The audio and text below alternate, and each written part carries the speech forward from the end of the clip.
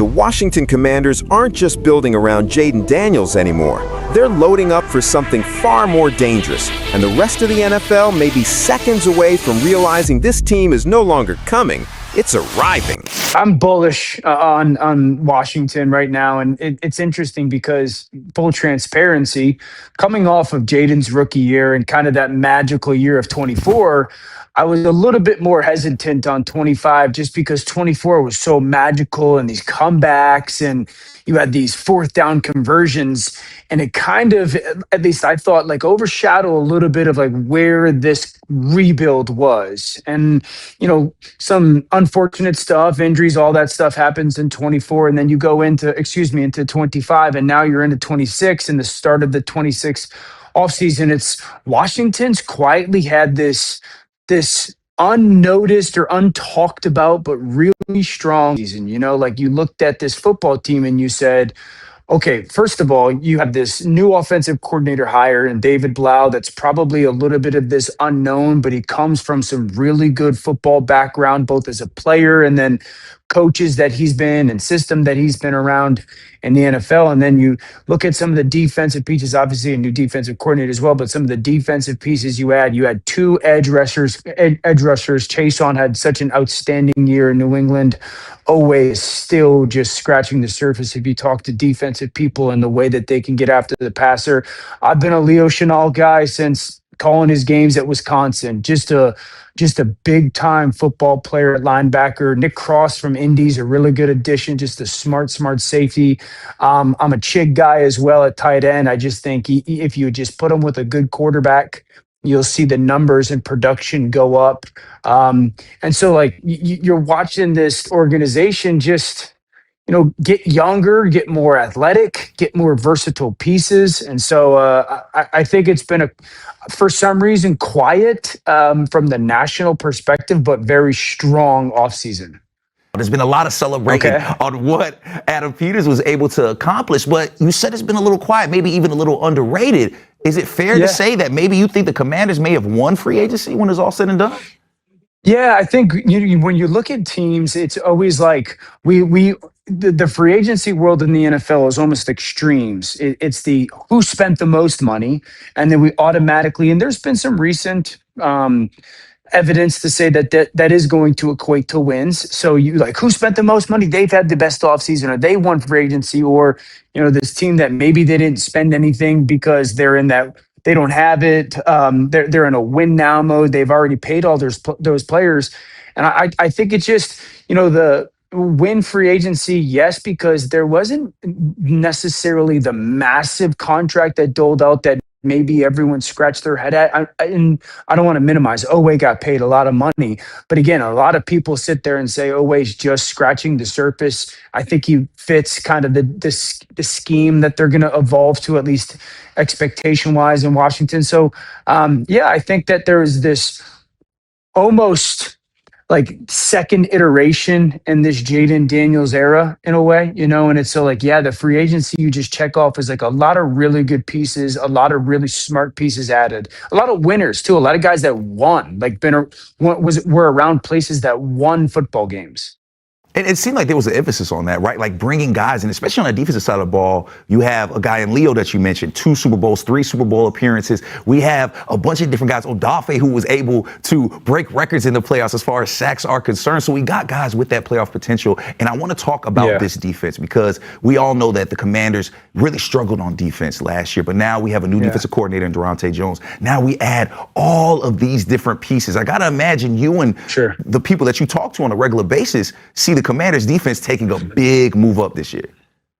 Oh, huge. And it's going to be written for me. I think the most interesting part is like, who are they going to be identity wise? Because I would tell you Dan Quinn's past, he's a brilliant coach, but his past and Durante, at least the experience that I would imagine he gathered in Minnesota, it's a little different. Dan is a little bit more of like, I'm going to line up and play one certain coverage and we're going to come after you. And there's going to be this chess piece that we move around a little bit like Micah Parsons. And I know it's his Seattle background maybe is a little bit more cover three. And then Durante, if you know anything about B-Flow, Brian Flores, the defensive coordinator in Minnesota, I call it Star Wars. It's there's all these moving pieces and all these different pressures and coverages, and it's in a little bit like maybe unstructured chaos. But they get to their places, and so it's going to be very interesting to watch the brain trust in the scheme and kind of what do they hang their hat on, because I kind of live in a world, if you look at the defenses right now in the NFL, you don't necessarily want to be predictable in what you do. You also don't want to be overly creative in what you do, because then there's no cornerstone to your defense. So I think scheme wise, so I think it'll be interesting to see just defensively what do they settle on and who they are. And then I still think in this will lead to the draft is okay, well, who's really like the matchup piece for them? Got two good edge rushers now, but I still believe that those really good defensive coaches have just that piece, Dan Quinn being one of them, just that piece that they can move around to create matches almost like offenses do. But yeah, I think that this defense is just from a youth athleticism and skill standpoint is much improved. So when you look at the number 7 pick, because you mentioned the draft, do you feel that there's going to be somebody there at number 7 that is that defensive course? So I know I'm putting you on the spot here, but I have to ask because it sounds as if maybe you're seeing them maybe go that route.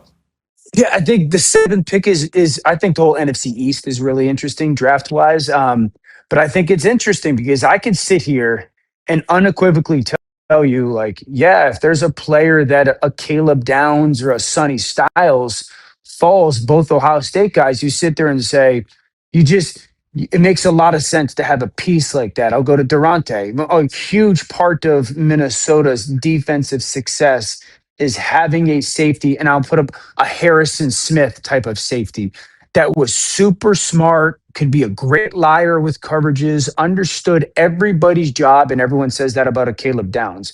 Or you say the Sonny Styles type of player that is that change, move piece, crazy athlete. I can get him in rush situations. So like I could sit there, and I think everybody, if one of those two players were the selection, you would sit there and say, that totally makes sense for exactly who Washington wants to be. But then I could also go, well, I could see if a Jeremiah Love falls to them. I don't want to say falls, but is available at 7.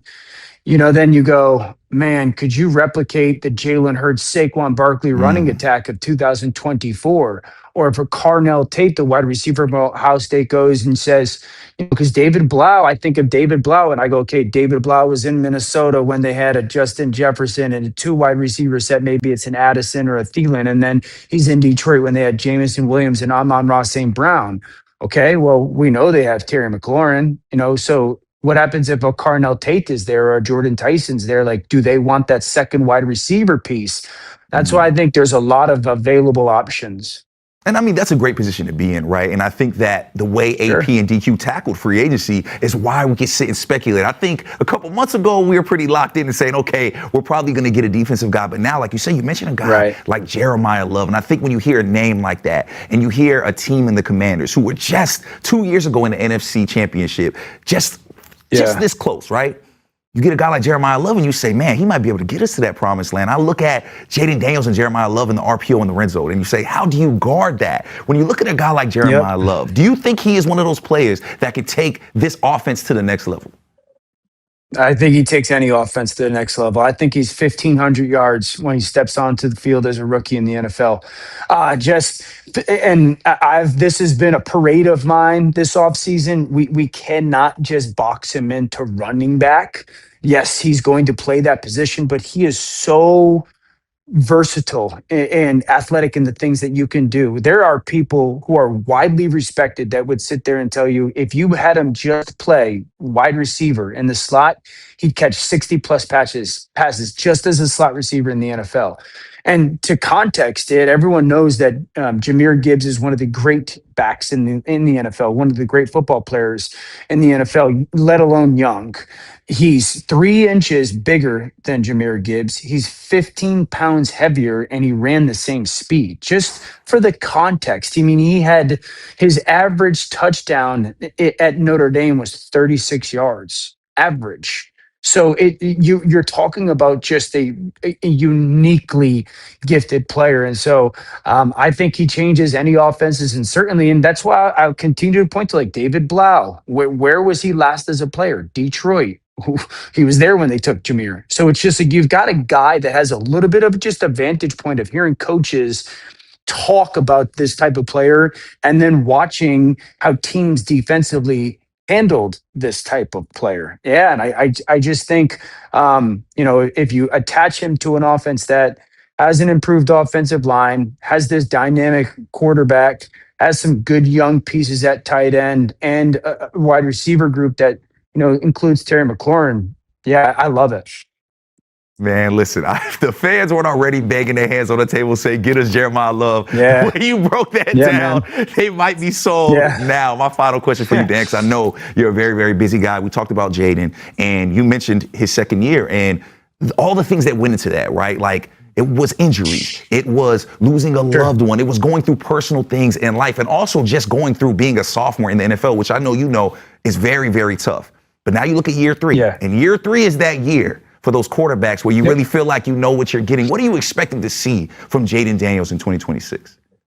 Yeah, I would fully expect this massive step from at least last year and kind of what we thought would be the runway from year one to year two. That year one that was so magical. And, it's also, you go through a training camp and your best receiver is not there. So there's just so many butterflies attached to kind of not having Terry there last year. And so I think now with this new offense and some of these new pieces, there's no bigger fan of Jaden than me. I think people know that, going back to some of my thoughts pre-draft process. And so healthy, no question. You want to keep him healthy.